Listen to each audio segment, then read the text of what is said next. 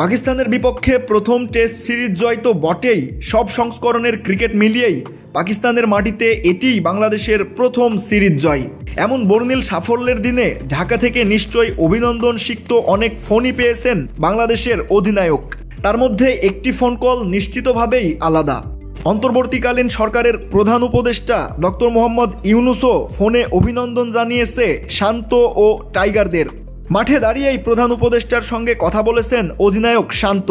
পাকিস্তানের বিপক্ষে ঐতিহাসিক টেস্ট সিরিজ জয়ের জন্য ম্যাচের পরই নাজমুল ও তার দলকে অভিনন্দন জানিয়ে মুঠোফোনে প্রধান উপদেষ্টা অধিনায়ককে বলেছেন, আমার ও সরকারের পক্ষ থেকে আন্তরিক অভিনন্দন। পুরো জাতি তোমাদেরকে নিয়ে গর্বিত। দেশে ফেরার পর বাংলাদেশ দলকে সংবর্ধনা দেওয়া হবে বলেও জানিয়েছেন ডক্টর ইউনূস।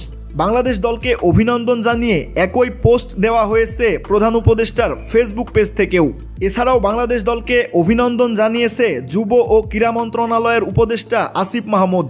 এক অভিনন্দন বার্তায় তিনি বলেন, জুলাই বিপ্লবের মাধ্যমে দেশে যে গণ অভ্যুত্থান হয়েছে তারই সুফল পাওয়া যাচ্ছে ক্রীড়াঙ্গনের প্রতিটি ক্ষেত্রে।